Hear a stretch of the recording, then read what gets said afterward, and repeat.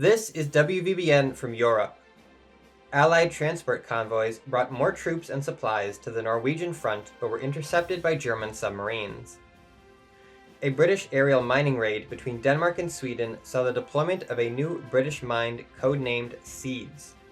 15 bombers set out to drop their payloads, and were able to accomplish their mission when the Danes were unable to rally defenders from Sweden and Germany. Denmark attempted to clear the mines the following day, but their proximity detonations caused the loss of minesweeper Gvintus, while a second suffered severe damage. A third Danish minesweeper was able to retrieve 2 mines discovered to be modified from conventional British ones. While the mines were taken for research, Danish command ordered all future mines to be detonated by gunfire.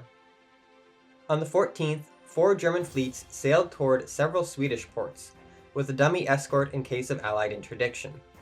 This was a well-founded concern, as 4 French submarines, Marsoon, Narval, Pasteur, and Poncelat, were patrolling in the area. Though they had managed to evade detection up until Skagerrak, when submarine Poncelat sailed away from the Norwegian coast, she ran into a minefield, as did a nearby German U-boat. The 4 surfaced submarines were soon detected, and torpedo boats were sent out to attack them. The French managed to sink 3 Norwegian torpedo boats, but lost 2 submarines to catastrophic torpedo launches. Germany and Sweden had now joined the hunt for the French submarines, but in the meantime were unaware of a second British bombing raid of 23 bombers sent to drop mines into Øresund. Unfortunately for Britain, they were soon detected and flak fire lightly damaged the bombers. A dozen German fighters were sent to intercept them, and half were shot down. Even so, only 15 bombers were able to continue their mission. By now, the Germans were waiting for them, and engaged with nearby vessels and seaplanes. One lucky shot detonated one of the mines inside a bomber, engulfing it in a pink, otherworldly haze before disintegrating into dust. The heavy flak of Admiral Scheer caused the remaining bombers to drop their payloads and retreat as quickly as possible. 2 more bombers were shot down by flak as they retreated. Following this, the Kriegsmarine resumed their hunt for the French submarines, and successfully destroyed another. On the 15th, the remaining French submarine Marsoon attacked a German convoy escorted by Admiral Scheer. Of the 10 torpedoes fired, only 1 made contact with the transport, destroying Leuna, while Marsoon was detected by enemy recon and crippled. Though the crew were destroyed sensitive documents, they were unable to scuttle the vessel and were taken as prisoners of war. To add to their misfortune, the transports they had destroyed were dummies, and the real transports reached their destination unharmed. A British bombing raid of 25 Wellingtons over Göteborg attempted to bomb German vessels in the harbor, but encountered Swedish flak batteries. Though both they and the Germans were unable to deter them from dropping their bombs, the British missed their targets, destroying a central railway station and a nearby ball-bearing factory. The bombers' second drop of incendiary bombs lit up many parts of the city, which the Germans and Swedish rushed to respond to. In the confusion, several French POWs escaped their captors. Of the 25 bombers that flew into the city, only 20 left, which was decimated by enemy anti-aircraft and fighter interdiction to only 4 bombers. A later mining operation utilized Beauforts and a nighttime operation, which saw no losses. A convoy left Scotland to stop off at Brest for reinforcements for the Norwegian front. Dutch troops did not participate, officially in order to focus on anti-Megrana operations. On the 16th, Scharnhorst was docked in Copenhagen, and with time to spare, fired on nearby British mines, successfully destroying many to the relief of the locals. Meanwhile, German troops and supplies flowed through the city up to Norway and Sweden. Admiral Scheer led 2 flotillas back to Kiel, where they would be prepared for patrol duty along the Danish coast. As the Germans began to fortify iron ore harbors, the route into Narvik was declared lost to Allied control. On the 17th, German troops continued to pour into Sweden, but a coastal freighter was crippled when British mines floated into Göteborg harbor. While Sweden quickly developed a technique to safely sweep the British mines by activating the mine's detonation system while swinging the sweeping device away from them to pick the mines up, akin to receiving a puck in ice hockey. A U-boat pack near Aalsund sank French transport Aramis and heavy cruiser Duquesne.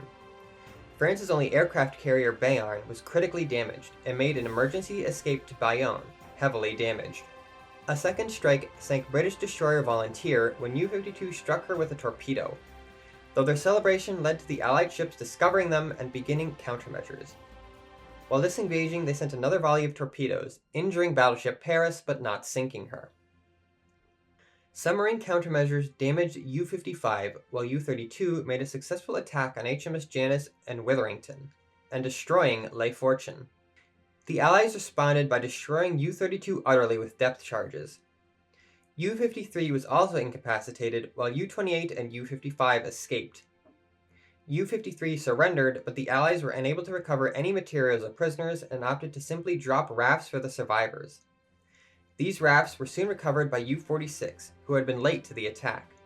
U-28's damage resulted in her being unable to consistently dive and surface, and slowly returned to Germany.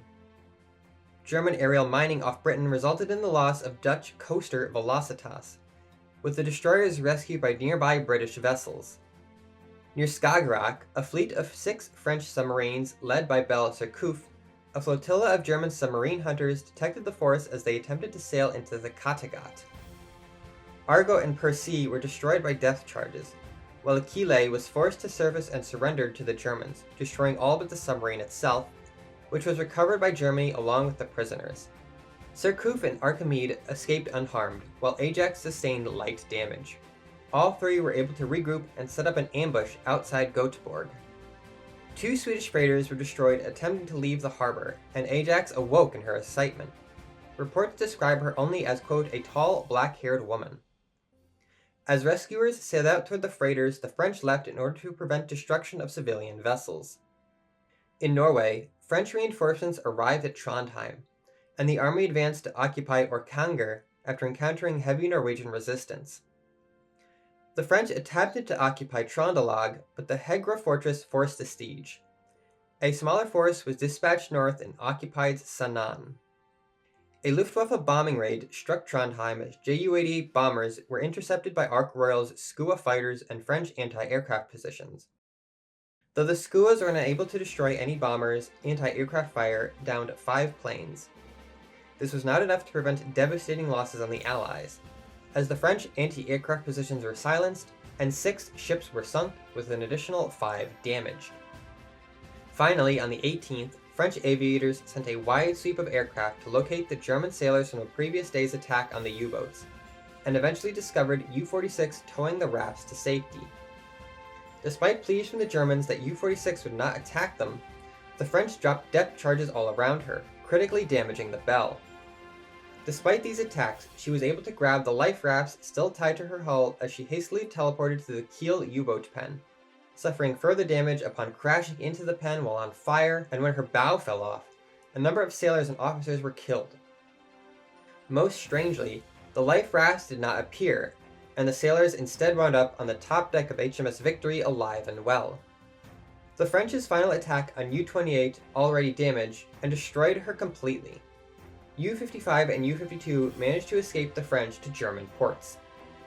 Losses from the week total at least 7 French submarines, 3 transports, 1 destroyer, 1 light cruiser and 1 heavy cruiser, and 1 sloop. Most were sunk in shallow water and expected to be recoverable. Bayern escaped to friendly territory but will be out of action for the foreseeable future.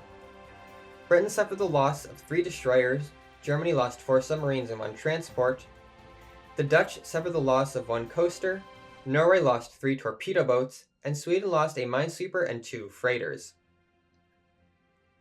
This has been WVBN from Europe.